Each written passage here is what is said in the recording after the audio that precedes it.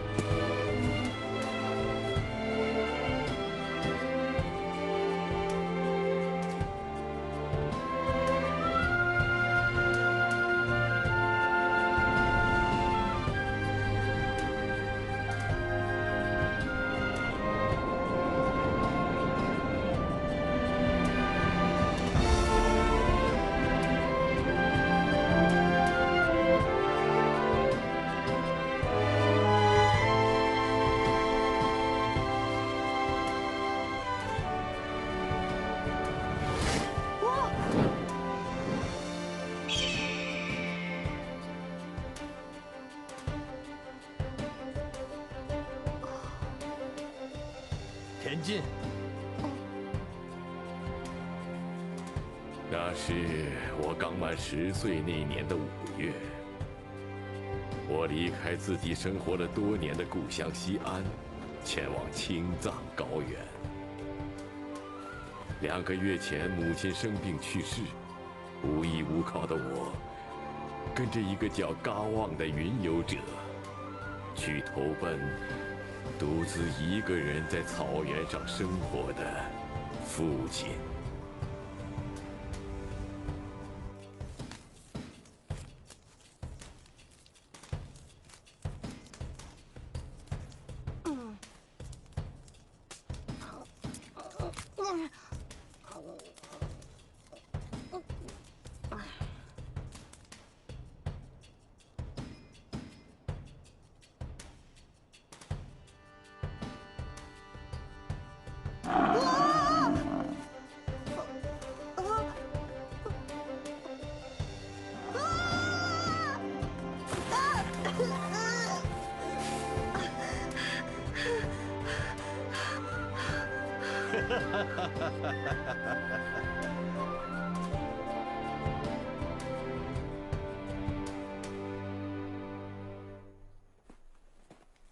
那个帐篷，就是你父亲家。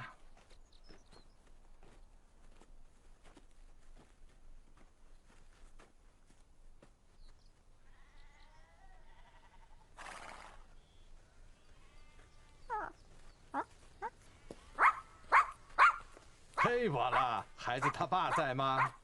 田径，你在这儿等着。我和爸爸在我婴儿的时候就分开了。那时的我，连父亲的模样也没有记清楚。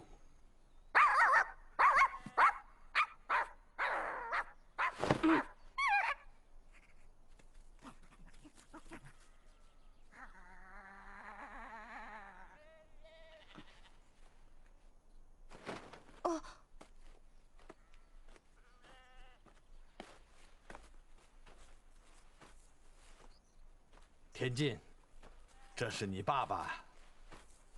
嘎旺，真是辛苦你了。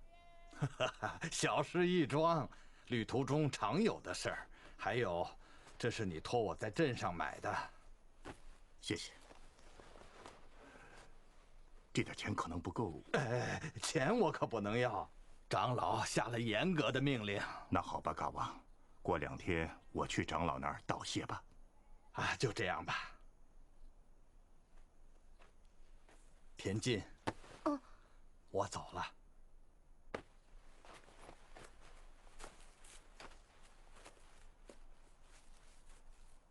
进来吧。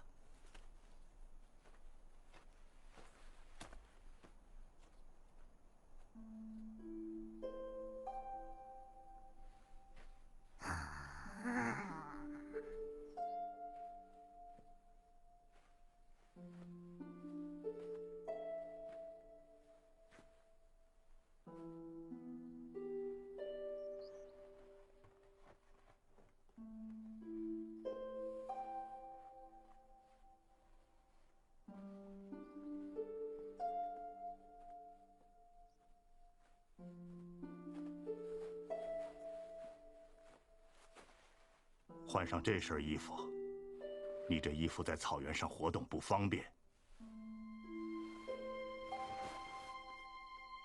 要想留在草原，你就得忘掉城里的生活。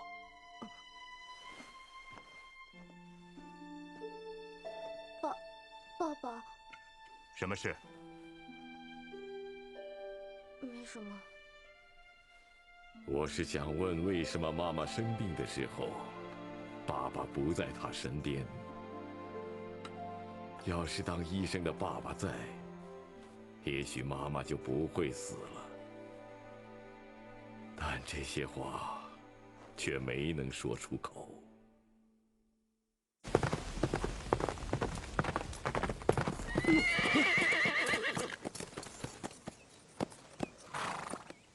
啊？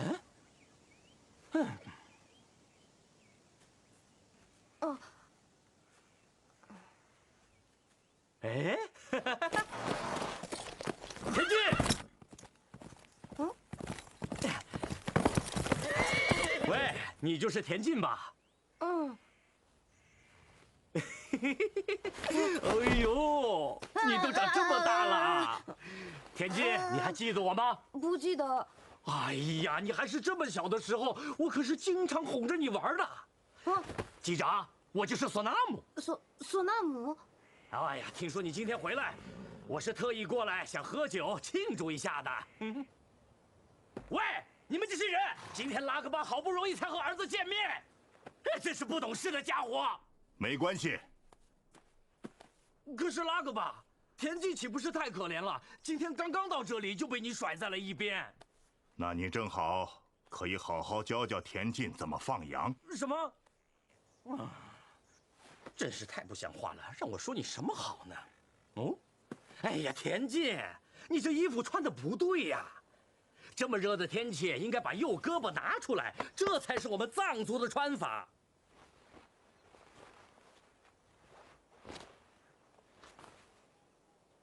嘿嘿嘿嘿，那就来吧。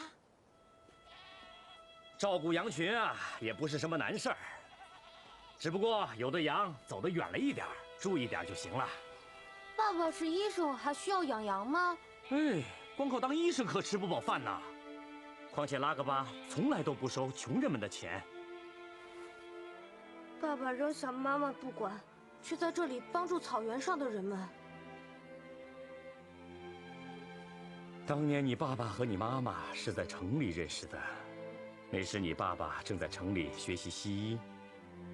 按照你爸爸的意愿，他们一起来到了草原。可是你妈妈适应不了草原的生活，就带着幼小的你回城里去了。这也是不得已啊。我们草原上可不能没有你爸爸这样的男人呐。大人也有很多麻烦事儿哦。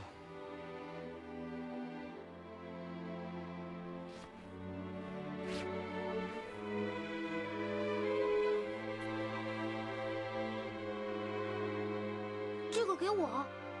可是这个不是妈妈平时最心爱的东西吗？孩子，你还记得我经常吹的那首曲子吗？妈妈现在很想听你吹那首曲子。如果那样，妈妈的病就能好起来。我每天会拼命练习的。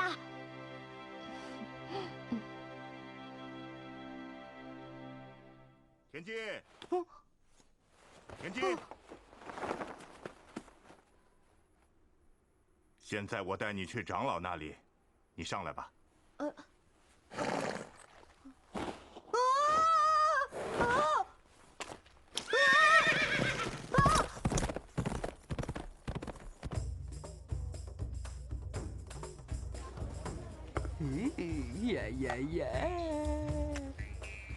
快来看，快来瞧啊！我这个迷人药啊，来晚了就看不见了。说来说去又是糊弄人的吧？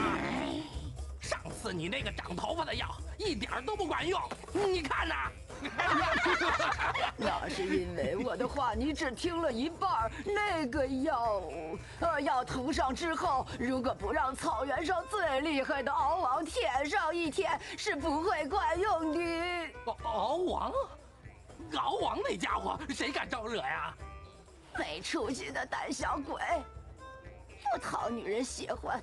你说什么？你是不是想讨女人喜欢？怎么样啊？这药你买不买？多少钱？只不过5个金币。哦，5个？你不要拉倒，我还不卖呢。哎呀，可惜哟，可惜。我买。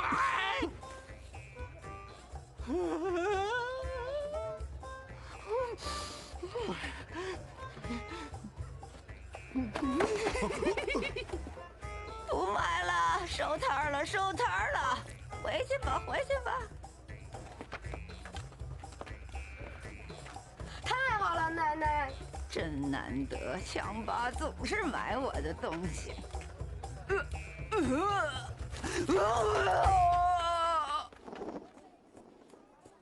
讨厌的家伙又来了。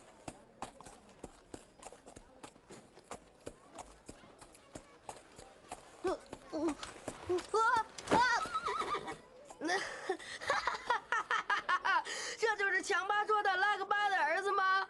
太好笑了！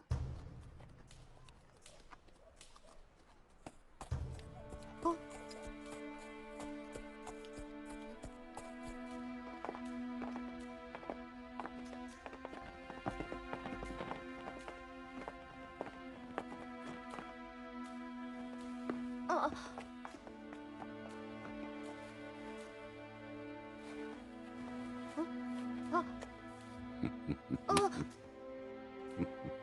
这孩子是田忌，是。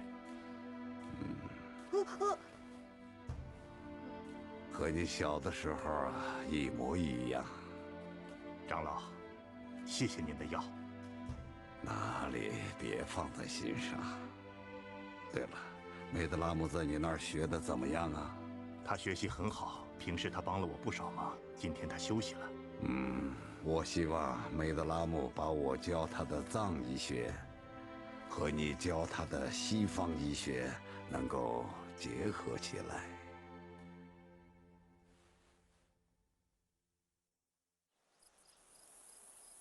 啊？我一个人？要想学会放羊，就得靠你自己。但这是……在这里，如果你想依靠别人的帮助，是活不下去的。呀呀！回来回来！我叫你回来呀！回羊群里去！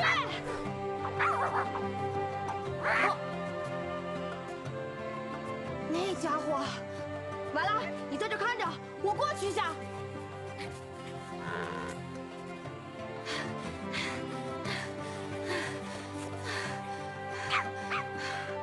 完了，都说不行了，可爸爸偏不听。回去，快点回去呀！我叫你回去！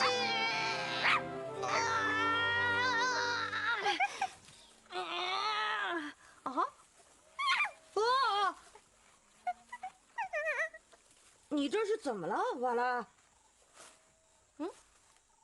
不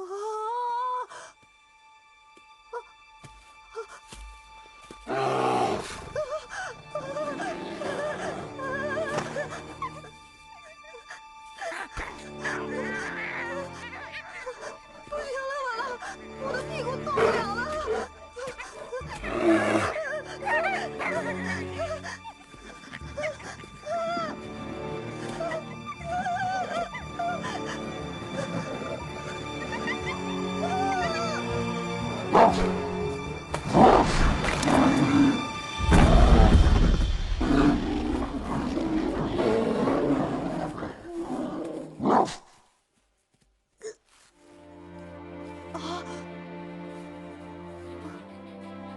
好厉害！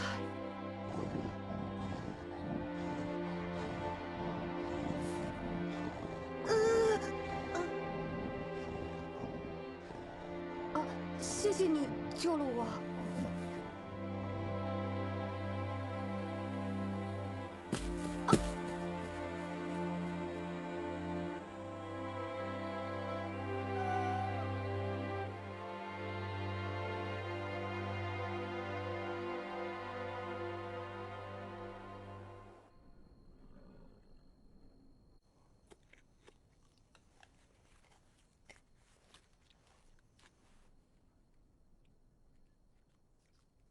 爸爸，今天我追羊的时候，明天我要去远一点的村子出诊，你就看家吧。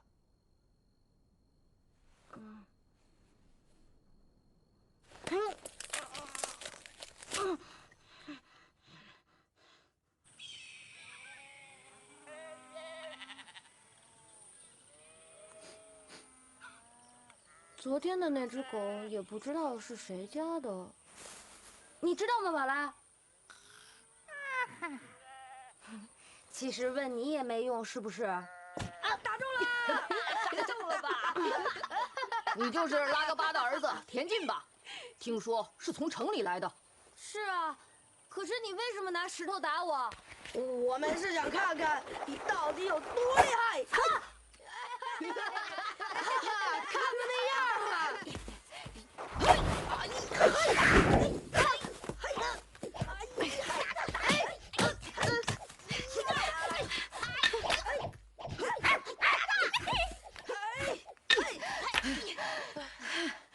城里来的家伙就这点本事啊！我们走。哼。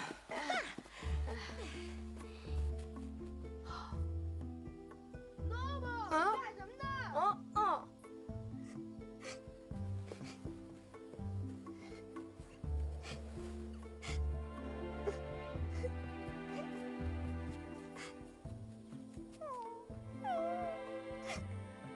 东西不好吃，羊也不听话，爸爸不讲理，草原一点也不好。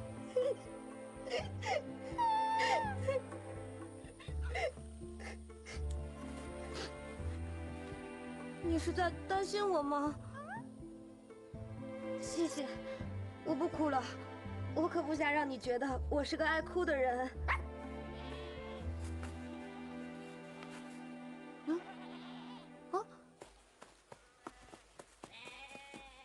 羊呢？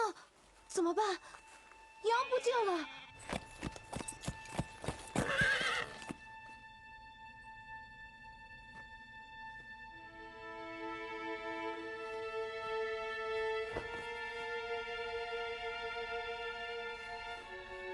有人在吗？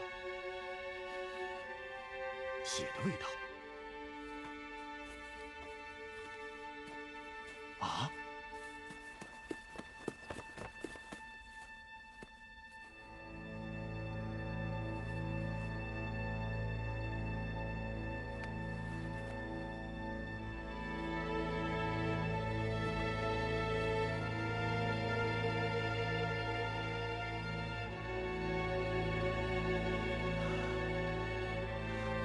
这是怎么回事？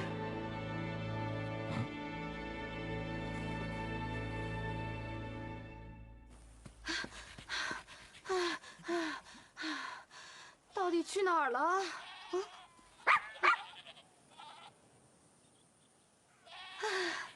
回来了，太好了！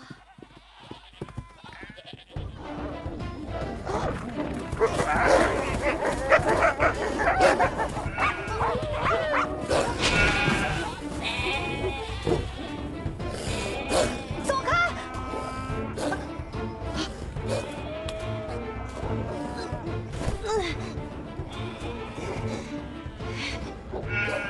走开！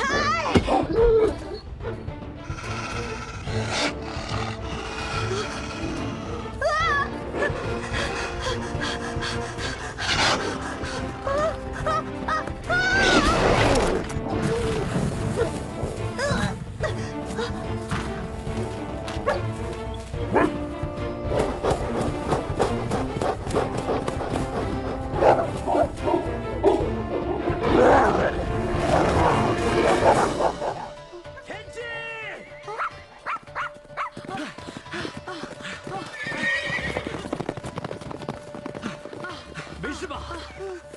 可是有几只羊被咬死了。是这家伙，他说看见狼群了，还替你们担心呢。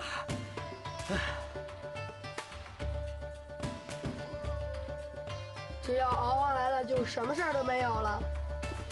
藏獒可真厉害啊！那是当然了，没有任何一只狼敌得过藏獒。你看，那是敖王，黑色的那只。征服了草原上所有的藏獒。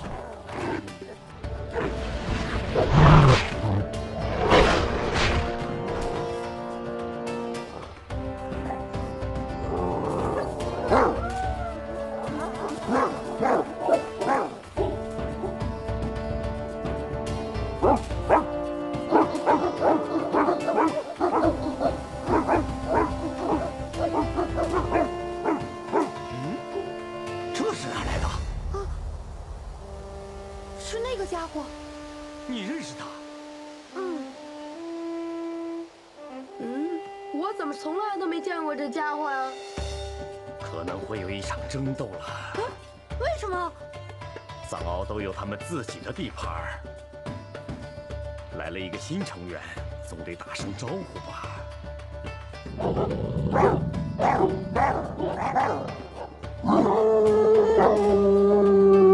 那怎么行？快阻止他们！他们不都是藏獒吗？为什么要自相残杀呢？太残酷了！那是不可能的，田忌。你看那只藏獒，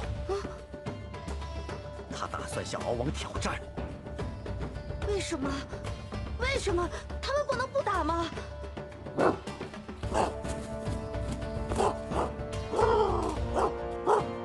獒王怎么没有站出来？獒王是很聪明的，在没有弄清对方实力之前，他是不会出击的。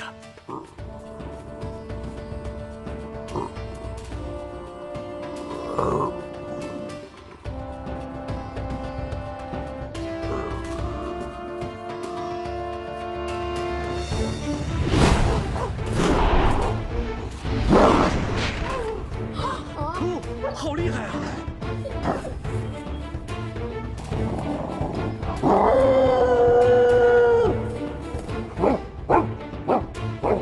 啊，哪日？你这个冒失鬼，你不是他的对手。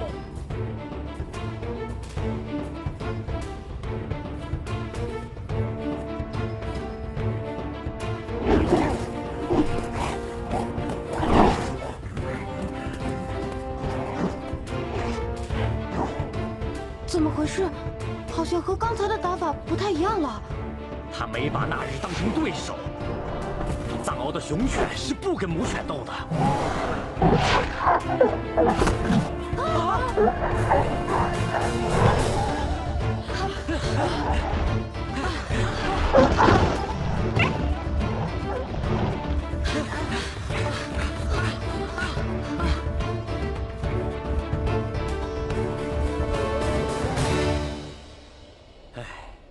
两只都完了。再怎么强壮的狗，恐怕也没有救了。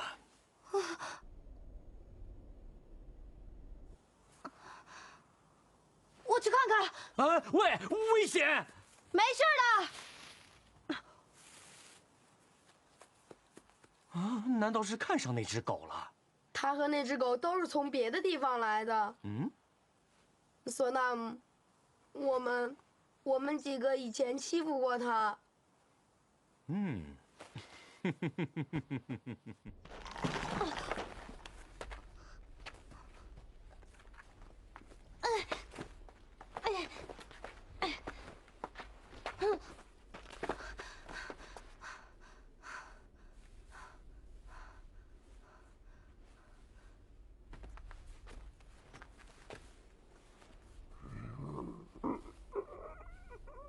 太好了。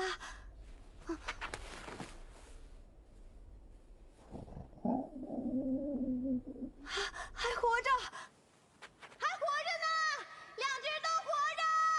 哦，拜托了，快救救他们吧！明白了，你们俩快去把担架拿过来，还有粗一点的绳子。不要紧的，我一定不会让你们死的。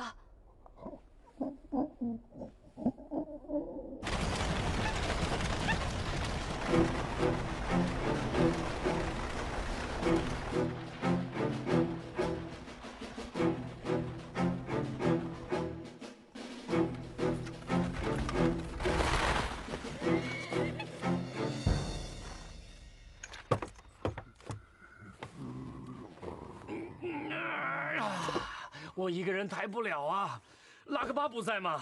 他一大早就去很远的地方看病人去了。啊，要是这样可就没救了。哎呀，我去拿奶奶的药来。哎，阿妈拉的药要是能管用，那才叫怪呢。嗯，梅多拉姆，今天没去长老家。今天结束的早。他是你爸爸的学生梅多拉姆。学生？那你快救救他们吧！怎么伤得这么重？我真的不知道能不能治好，我试试看吧。求求你了！你就是田径吧？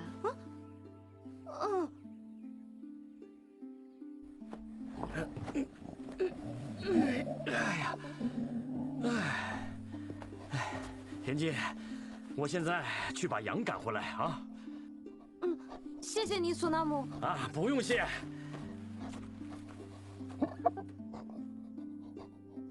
把酒拿过来，就在那个架子上面，快！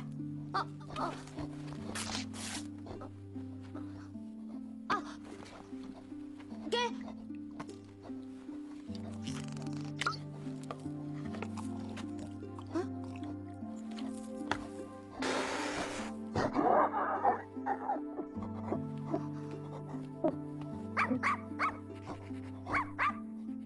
法拉，你安静点儿。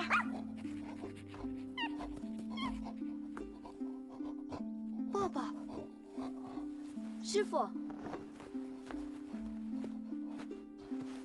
他们是从悬崖上摔下来的，他们不会有事儿的，对吧？他们不会死吧？这伤口必须马上缝上。脉搏呢？哦，快得不得了，简直就像是老鹰扇翅膀一样。那日怎么样？感觉没有那只狗那么厉害。那日就拜托你了，我现在得把这个伤口缝上。田径，用力按着它，别动。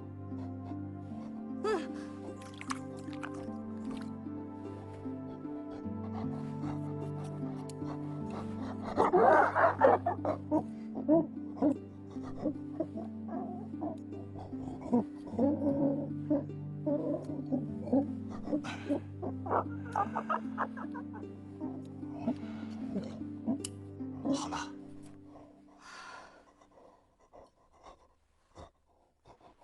梅多拉姆，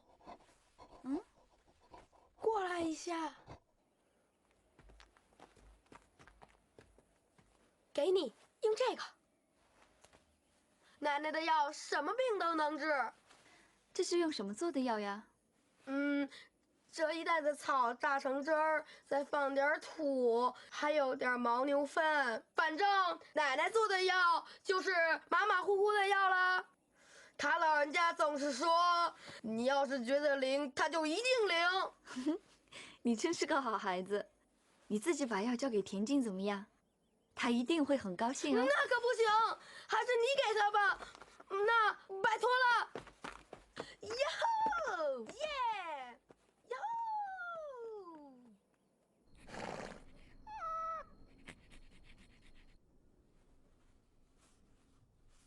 不要紧了吧？就看今天晚上了，很有可能他还会发作。今晚要熬夜了。那我今晚不睡。剩下就看他的体力了。从悬崖上摔下来，连根骨头都没断，凭这样的身体，也许能挺过去。天晚了，我送你。真是个好孩子。师傅啊，你和田径聊过了吗？那孩子心里恨我。啊？这也难怪，因为是我抛弃了他和他的母亲。可那是……不过我觉得这样也好。师傅，对我的恨也许能让他变得坚强一些，至少能让他在草原上活下去。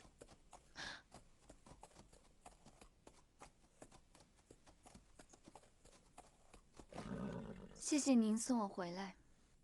那么明天见。师傅，您真的觉得那样可以吗？我觉得你想错了，光靠坚强是不可能活下去的。田径他现在最需要的是爱，因为他已经失去了母亲，才更加需要您的父爱。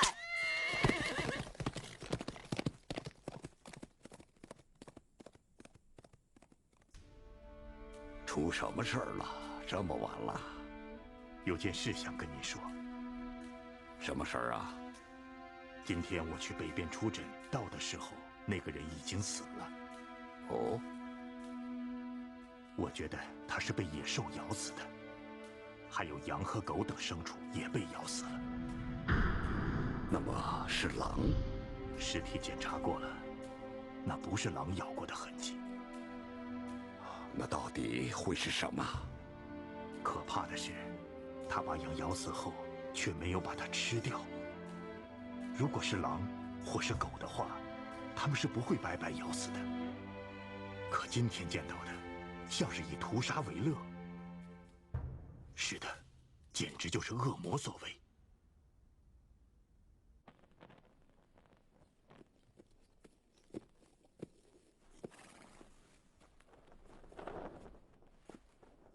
回来了。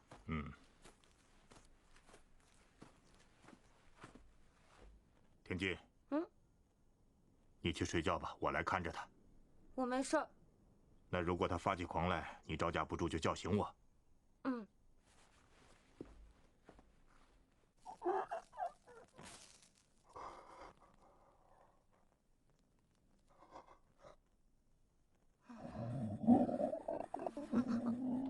啊，没事吧？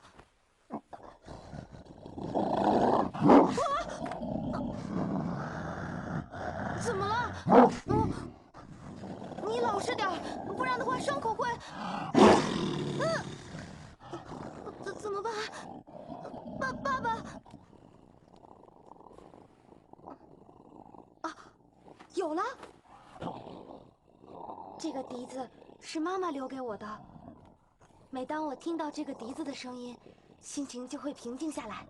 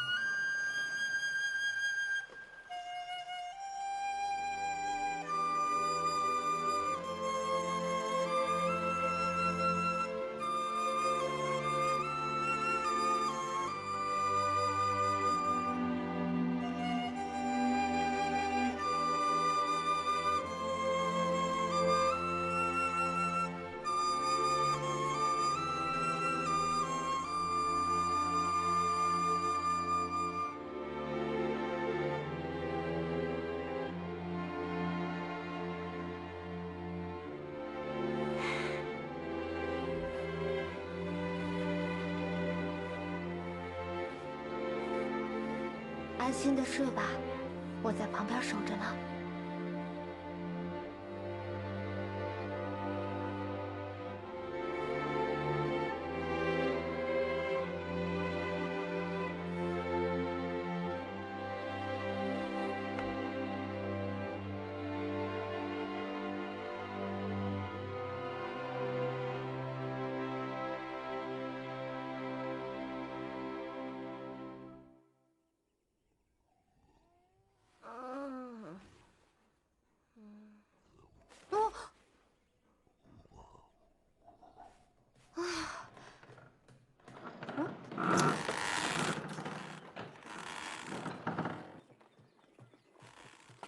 早上好，早上好。是不是已经给他们两个都吃过药了？嗯。这个帐篷是临时诊所，狗在里面，病人没法进来，是长老借给我们的。啊，醒过来了！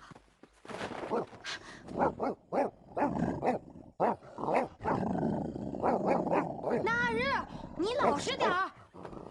哎呀，要是这么精神的话，看来可以吃东西了。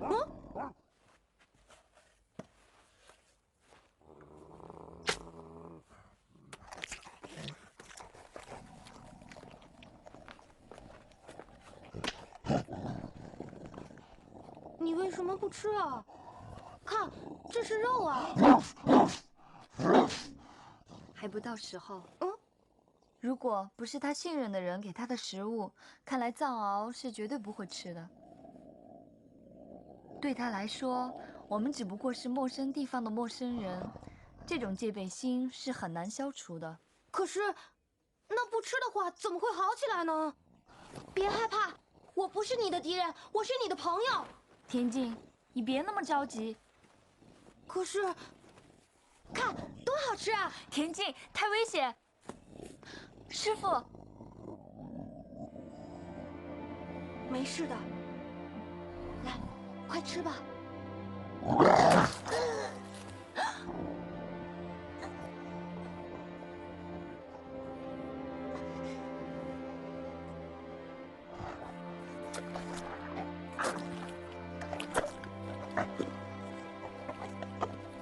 吃了，太好了，他吃了。给我看看手。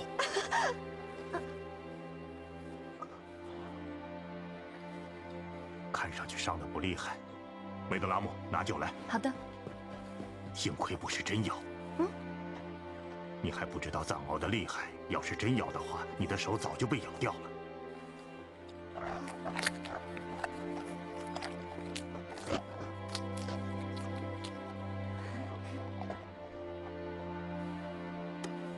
来一杯酥油茶怎么样？好。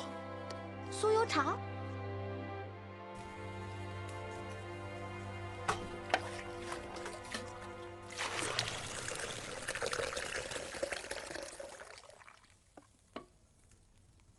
拿着这根棍子上下捣一捣，就能把它搅匀。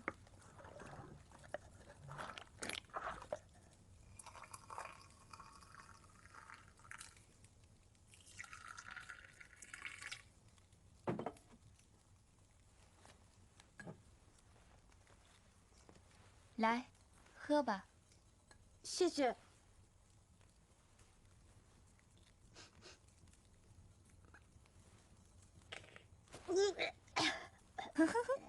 不喜欢酥油茶的味道呀？不太喜欢。你不知道吧？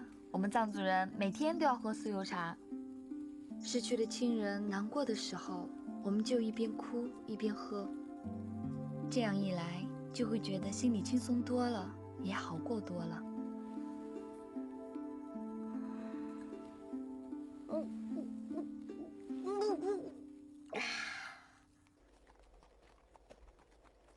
萨姆多，那件事我想跟哥哥谈谈。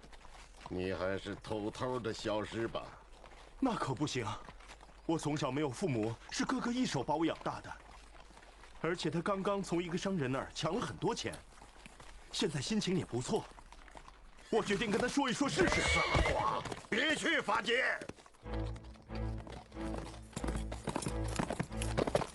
加洛哥，什么事？我有话要说。说吧。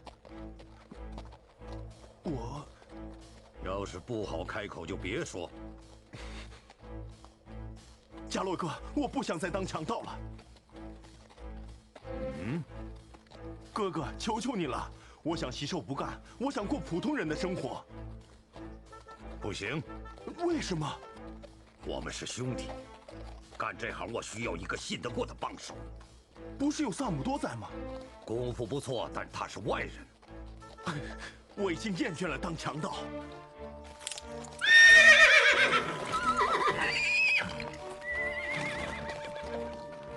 你是听了那和尚，还是顽固的拉嘎巴的说教？都不是。那是女人。要是女人的话，这世界上一撮一大把。可对我来说，世界上只有一个洛谦。德库丘的女儿。洛谦不想再让我当强盗了。我们这么多年从来没袭击过草原上的人，这里的家伙没有理由厌恶我们。可强盗就是强盗啊！首领从来就没什么好心情，白痴。加洛克，你对我的养育之恩，我以后再报。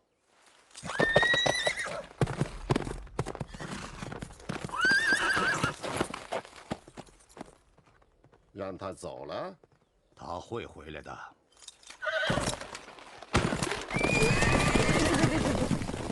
亲兄弟又能怎样？他想什么，你还不是不知道？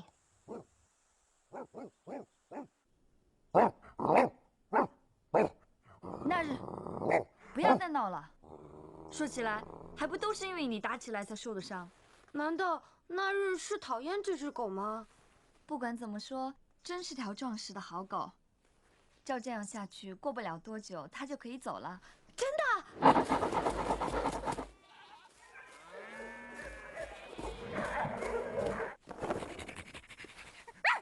怎么了，瓦拉？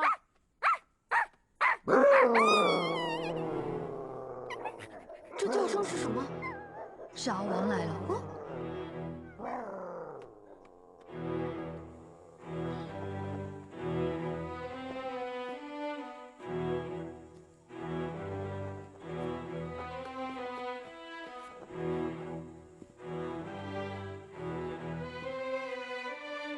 是伙伴来接你了，对吗？那日是要走了吗？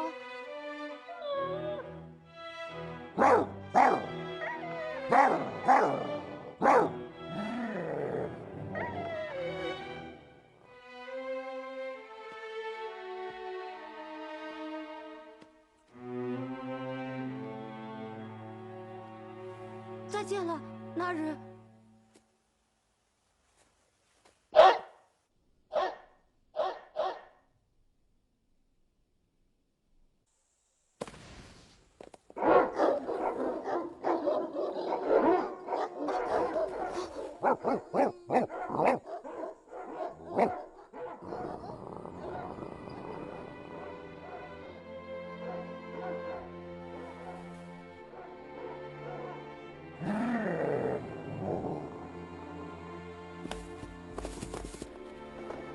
不会吧？什么？那日不是讨厌那只狗，相反，可能是喜欢上它了。啊！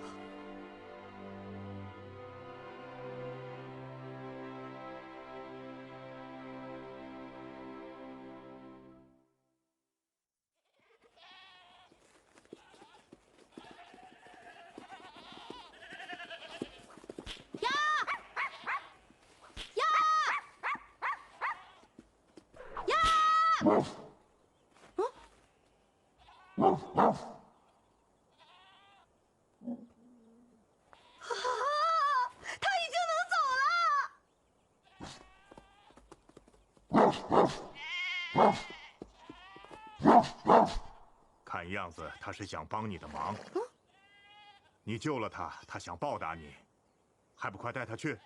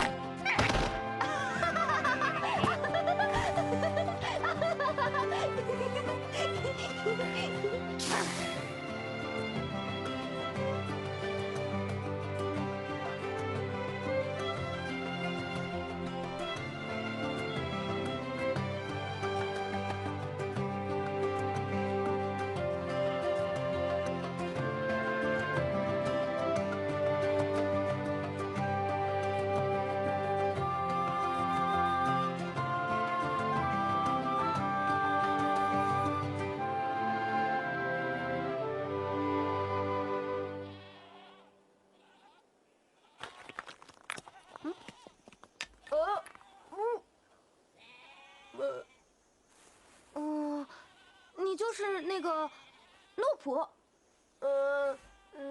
那个我奶奶那个马马虎虎的药，不知道管用了没有？药，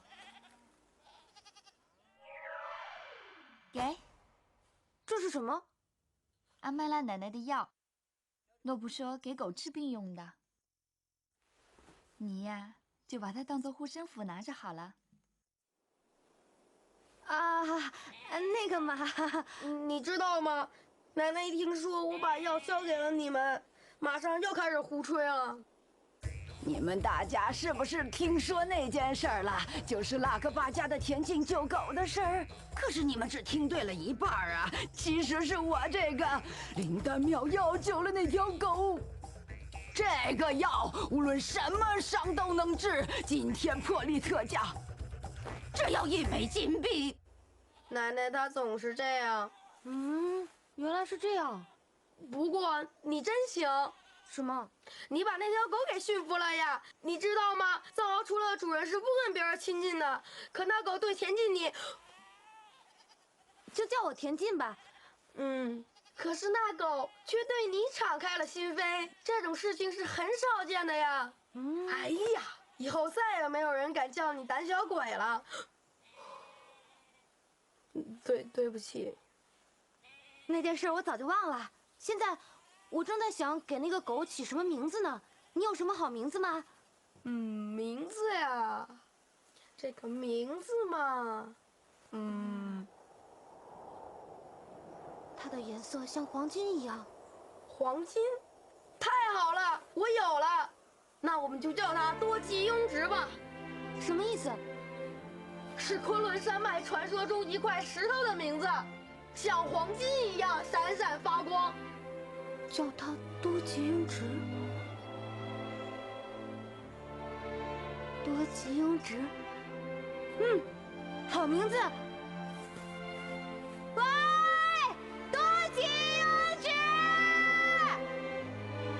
多吉。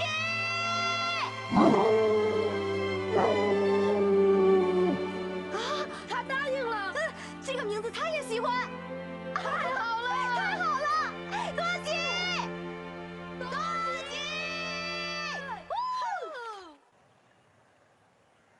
你哥哥是猎人，对吧？是的，我哥哥身强力壮，在山里跑10天，连个动静都不出，就能把猎物带回来。就是那样的男人，所以，他那样死去，我连想都没有想过，太可怕了。一定是恶魔干的。恶魔？法杰，酥油茶沏好了，休息一会儿吧。好。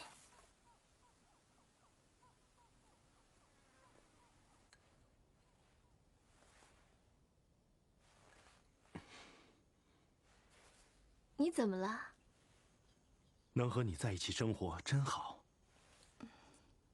我们2个人像这样安安静静的生活，不用去做强盗了，这真是太好了。这都是托了你的福啊！你哥哥到现在还在生咱们俩的气吧？以后哥哥他会明白的。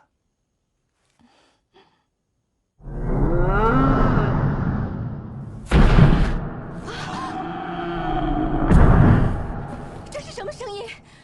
别动，待在这儿。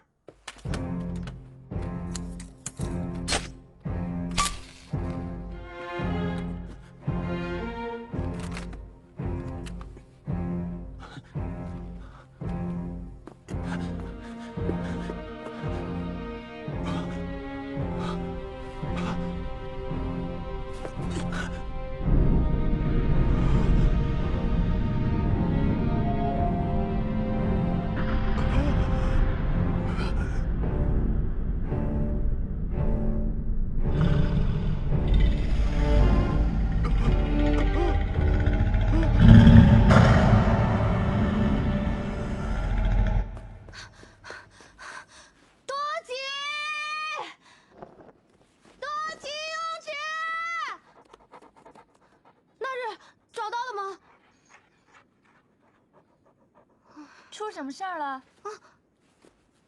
多吉不见了，白天追羊的时候突然就不见了。是吗？他的伤还没完全好呢，到底去哪儿了？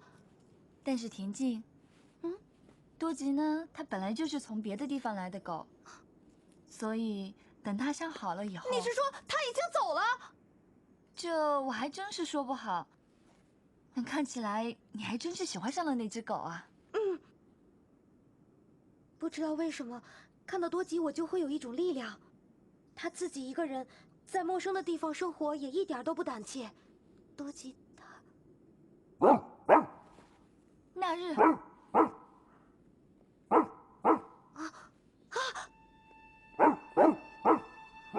吉，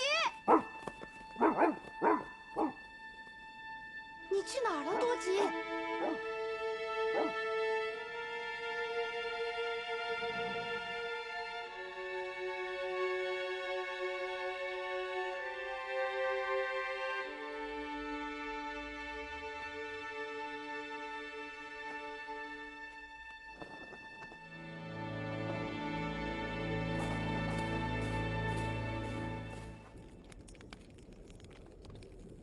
今天咱们又收获了不少宝贝啊！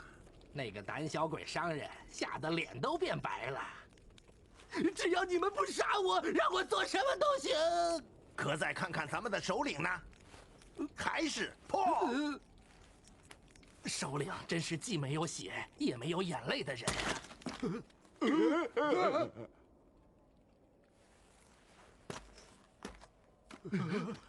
啊！首领，今天我们是不是太过分了？我们不是有规矩吗？在草原上生活，只抢东西不杀人的吗？你如果对我的做法不满意，可以马上走人。像法杰那样吗？别在我面前提我弟弟！我。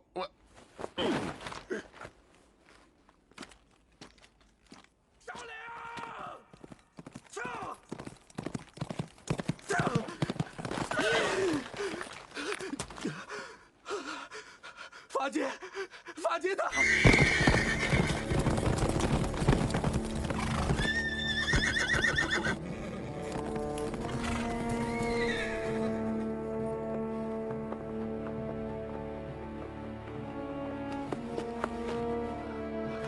真可怜，犯了孩子，太过分了！这家伙可能是被野兽杀的。看样子，这应该是昨天发生的事。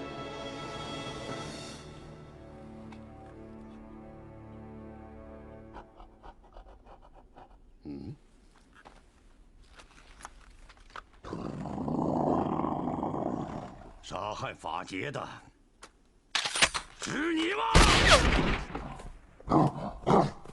杀死他！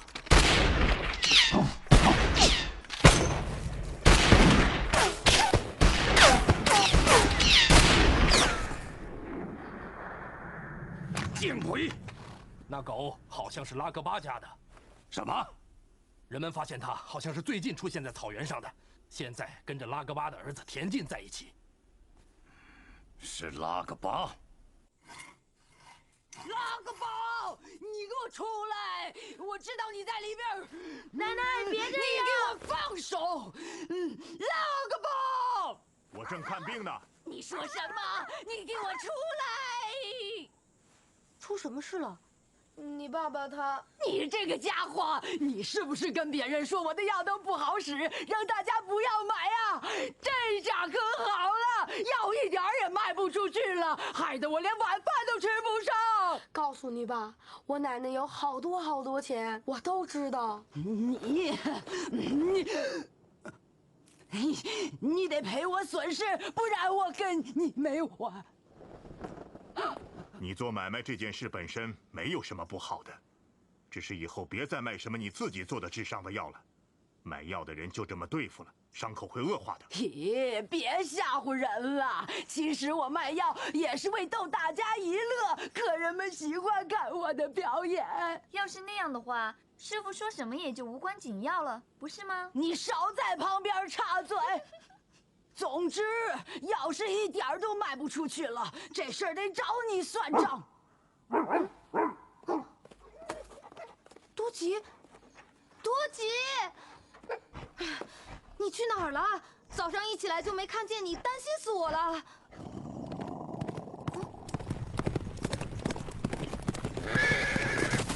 啊！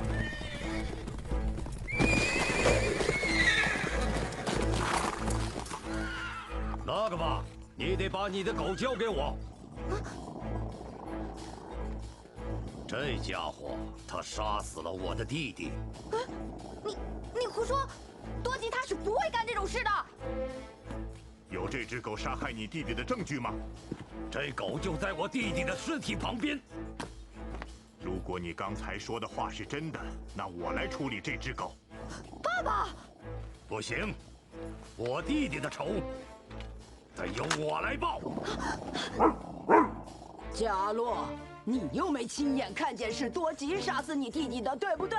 那又怎么能决定杀死多吉呢？老太婆，靠边站！我这个老太婆，哎，就是不能看见你们杀害无辜。今天你要是非杀多吉的话，那就先杀了我再说。奶奶，你真酷呀！把狗交给加洛。梅德拉姆，萨布多，放开！老太婆，首领对杀你们这些人是不会有什么感觉的，还不快点把狗交出来！不可以！躲开，臭小子！到此为止吧，加洛。提林长老，刚才我听说阿玛拉为了卖药的事儿来找拉格巴的麻烦，我是特意过来给他们做仲裁的。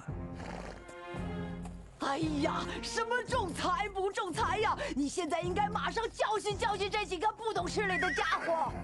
最近草原上确实出现了一些不明死因的人和动物，而且数量有所增多，但目前还不能确定是这狗干的。那还有谁？这件事绝不能马马虎虎放过去，所以你能不能把狗先放在拉格巴这里？不行！加洛呀，之所以默认你们偷盗，是因为你们从不对我们草原上的人下手，也从不滥杀无辜。但是如果今天你伤害了大家，那他们不会白白放过你的。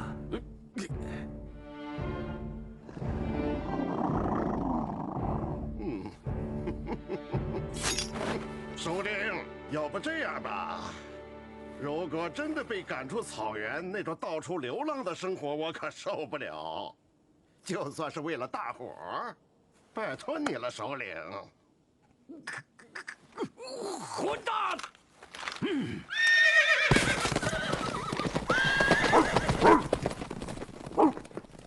差不多，多亏你保全了加洛的面子，你是个聪明的人。我只不过是想在草原上混口饭吃罢了。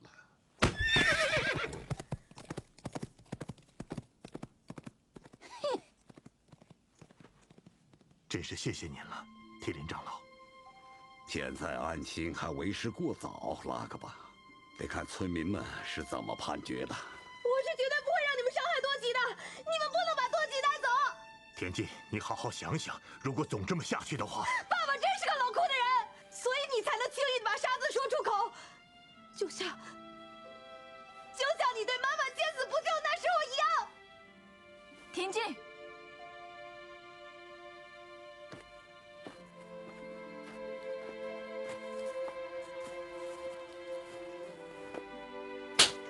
师父，够了，田忌！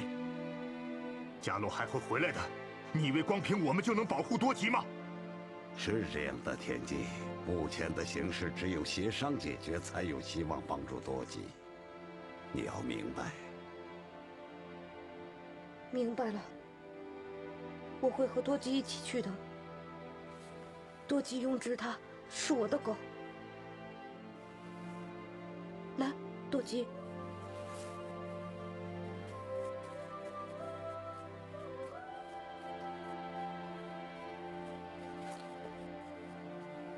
就这样吧，拉克巴。啊，过一会儿我也赶过去。田径，我也一起去。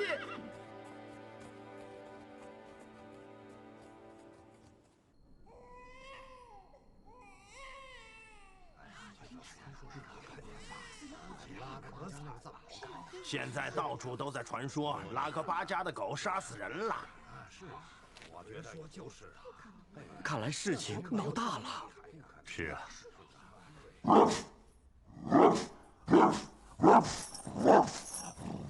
没事的，多吉。不管发生什么，我绝不会让他们伤害你的。正如传言所说的，最近2周，草原上接连发生了几件不可思议的事情。今天，又发现加洛的弟弟被杀害了。是拉格巴家的狗杀的，对吗？目前没有人看见。那狗就在我弟弟的尸体旁边，就是拉格巴家的狗干的，没错。应该快点杀死他。大家一定都见过田径和多吉在草原上奔跑的样子吧？那多吉从来就没有伤害过田径。如果多吉就是那个杀人恶魔，恐怕早就应该对田径下手了吧？那是因为田径救过他的命。那恶魔身上这点情分还是有的吧？草原上除了他，还有哪只狗能干出这种事？大家想一想，自从草原上出现了这只狗，才接连发生了这么多的怪事，对不对啊？说得对，这到底是怎么回事？不知道下一个倒霉的会是谁？也许是你，也许是你的家人。我完全同意加洛的说法。我也同意。要是小孩被杀害了怎么办？我们绝不能袖手就旁观应该处决他。这下糟了。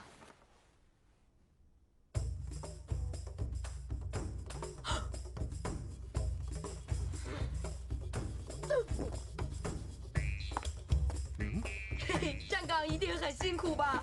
你怎么来了，诺普？是诺普。长老说天冷，让我给你送点慰问品来。是酒？可能是吧。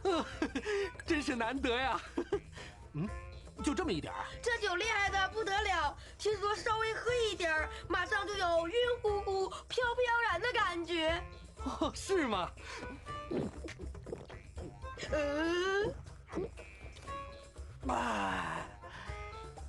是真的，感觉还不错。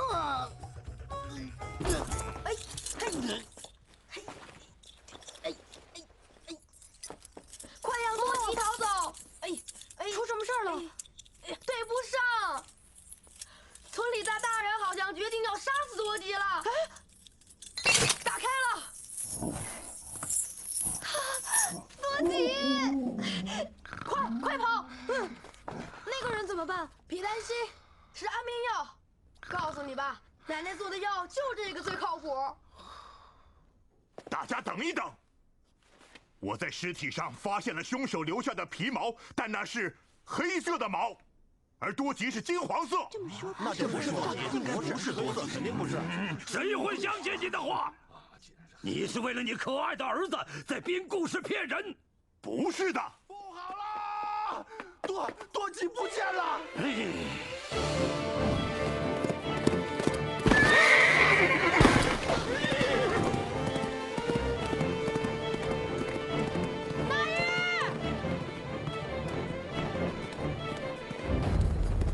我现在就去把他们找回来。你一个人去不行，组织村里的人们分成小组，分头去找。你去吧。好，我们必须赶在加洛他们的前面找到。长老，这里出什么事了？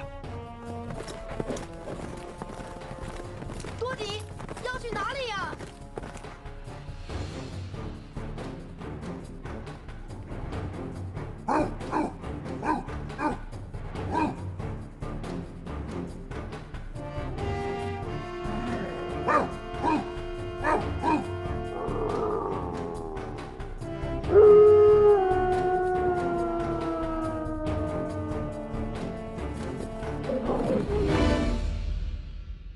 原来是为这个。我绝不相信多吉会是他们所说的杀人的恶魔。杀人的恶魔另有其人。啊？究竟怎么回事？这是我在旅途中从猎人那里听来的真事。是恶魔杀害的。恶魔？从来没有见过那样的怪物，像夜一样的漆黑、庞大。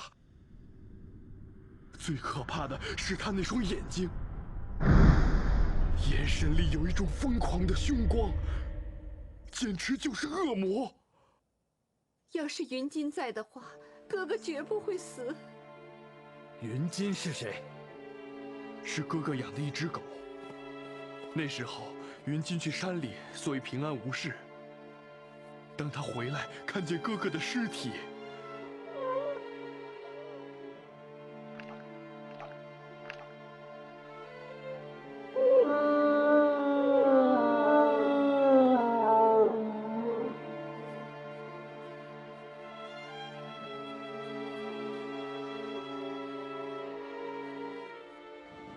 从那以后就再也没有见过云金了。这么说，那个云金就是多吉永直？我觉得就是他。多吉时常不知去向，可能就是去寻找那个杀人的恶魔了吧？怪不得呢，多吉出现在法杰被害的地方，也是为了这个。会不会是那儿有怪物留下的气味？多吉现在肯定也是给主人报仇去了。见鬼！逃到哪儿去了？首领，看那边！敖王他们深更半夜怒气冲冲的会去哪儿呢？跟在敖王他们后面3么多。作为管理藏獒的敖王，不可能扔下外来的多吉不管吧？没错，跟着敖王就一定能够找到多吉。出发！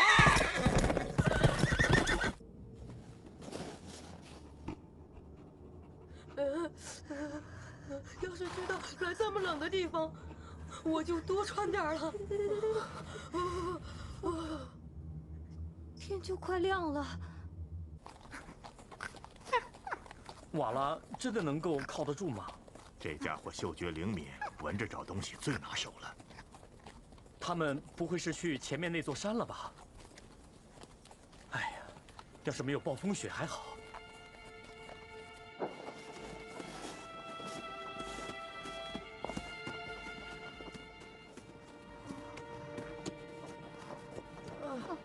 洛普，不能睡啊。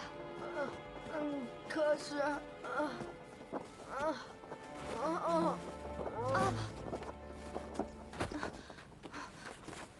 洛普，快起来啊！洛普，洛普。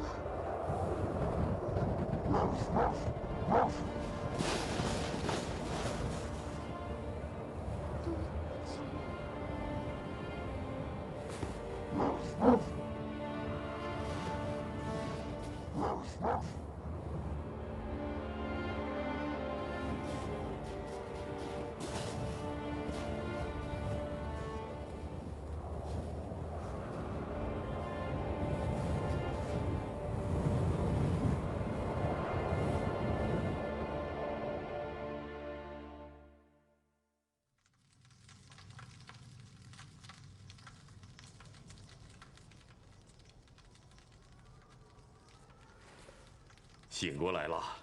洛普，洛普，快起来！洛普，是加洛他们。加洛，难道有什么人在追你们吗？你不是来抓我们的吗？你们得感谢那2只狗啊！要是没有他们的保护，你们肯定就没命了。多吉，那日。洛多队长，外面暴风雪好像停了。知道了。你们是从哪里来的？我们是从雪山那边的村子来的。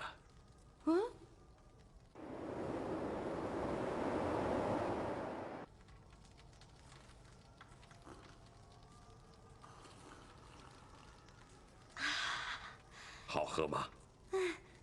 我第一次觉得酥油茶这么好喝。这么说，是他们要杀你们的狗，所以你们就逃出来了。村里的人们认定是多吉杀了人，可是他们绝对弄错了。是啊，不是那狗杀的。你也相信我们？啊，杀人的是我们正在追赶的恶魔。恶魔？它就像暴风雪一样，突然袭击了我们的村子。只能说它是黑色的恶魔，它不给人留活路，一眨眼的功夫，不管男女老少，就把村里几乎所有的人都给杀了。这是个丧心病狂的怪物，只是为了杀戮而活着，就是他。我们正在追赶那家伙，袭击你们草原的也一定是那个黑色的恶魔罗刹。我们这一代人都这么叫他。别的不说了，回你父亲那里去吧。等我们收拾了罗刹那个恶魔，就可以还多吉清白了。那要等到什么时候？我们知道他就在附近，今天或者明天就会遇到罗刹。吃的放在那儿了，再见。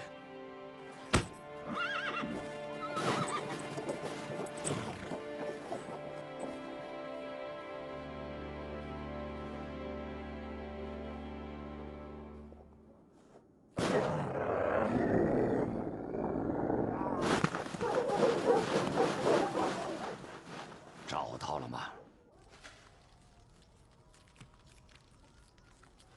你怎么了，多吉？为什么不吃了？啊，多吉！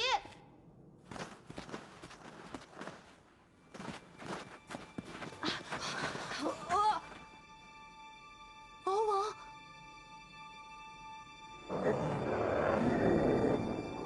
多吉，那日，快跑！不行了，他们又要打起来了。多吉真是的。找到了。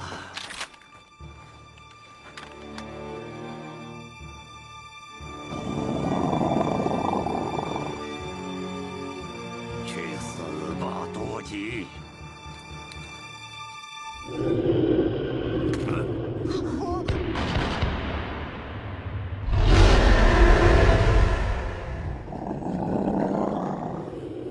这是什么声音啊？这声音可从没听过。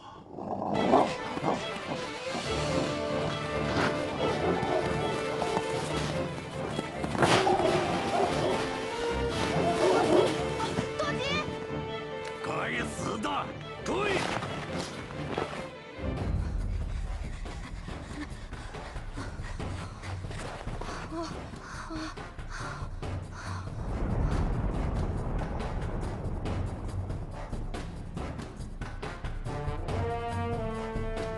队长，怎么会这样？多吉，多吉！啊，多吉！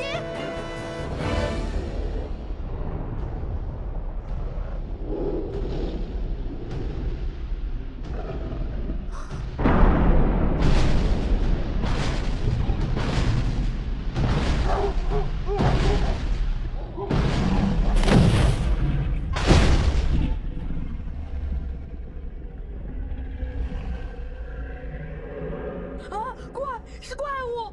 罗刹。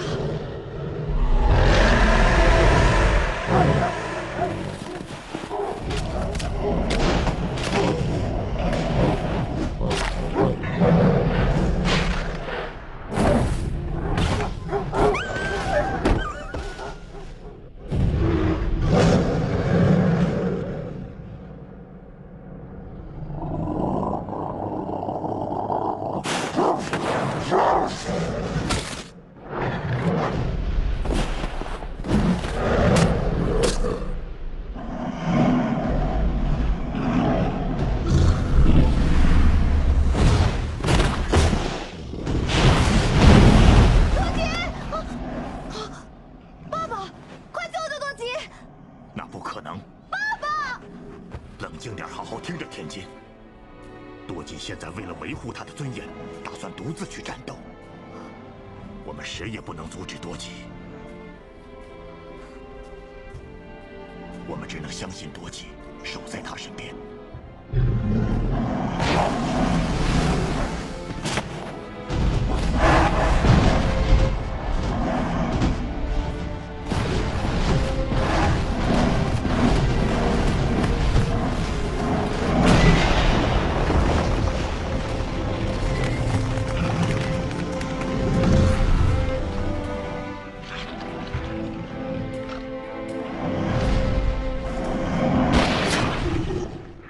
快躲开怪兽！不能让你干掉多吉！弟弟的仇由我来报。首领，那样的怪兽我们可对付不了啊，还是撤吧。闭嘴！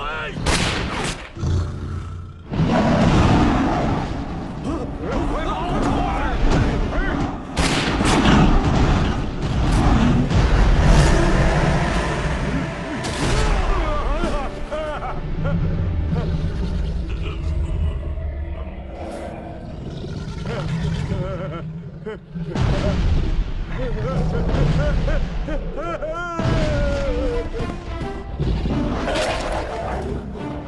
多吉，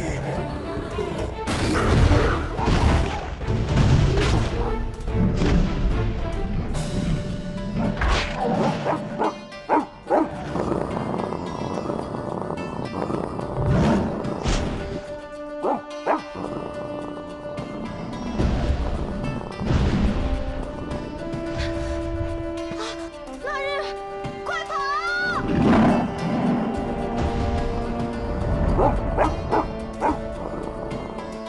那日，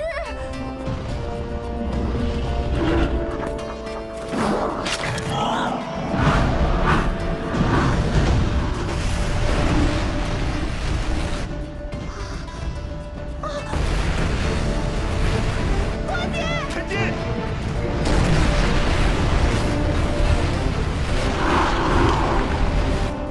多吉！多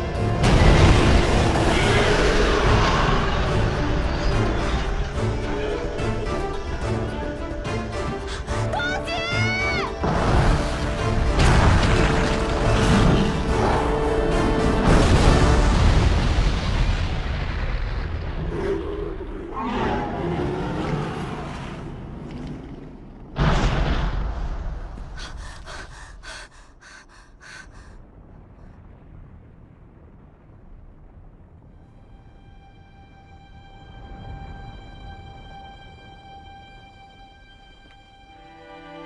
多吉！多吉！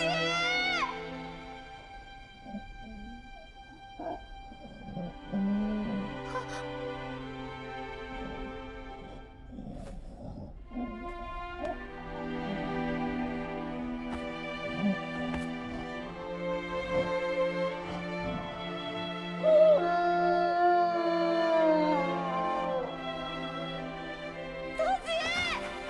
吉！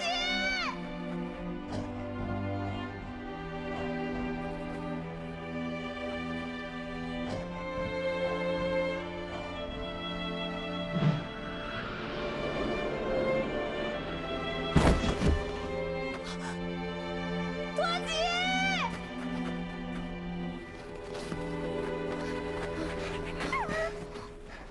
多吉！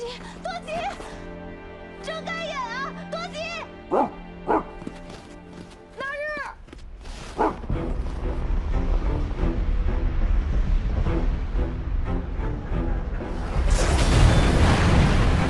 前进，赶快跑！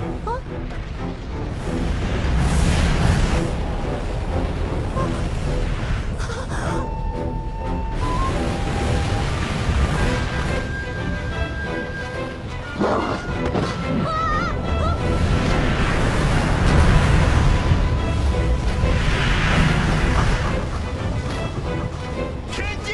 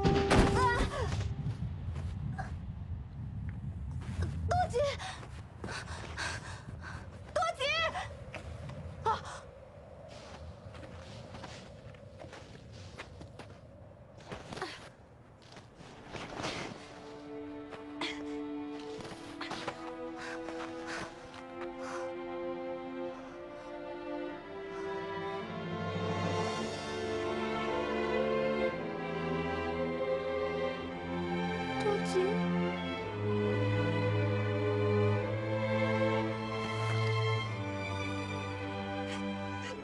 多吉。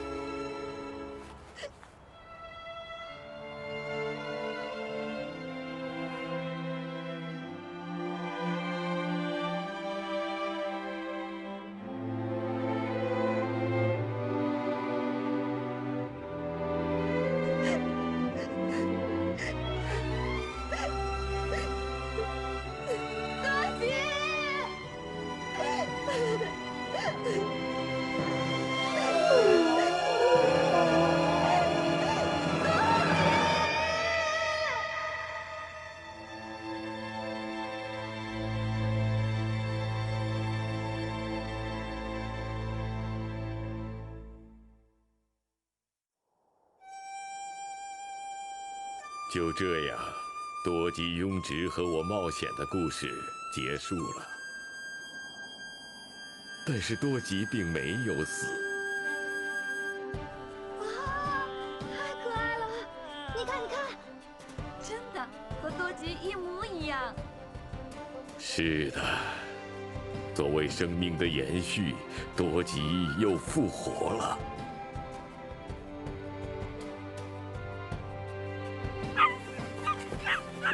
敢于向任何困难挑战，这是我从多吉身上学到的。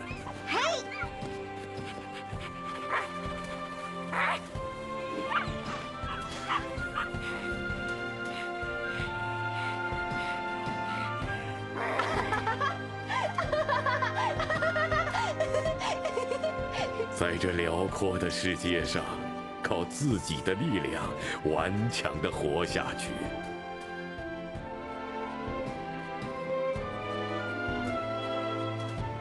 在那以后的50年，我继承了父亲的意愿，作为一名医生，至今生活在祖国西藏这片辽阔的土地上。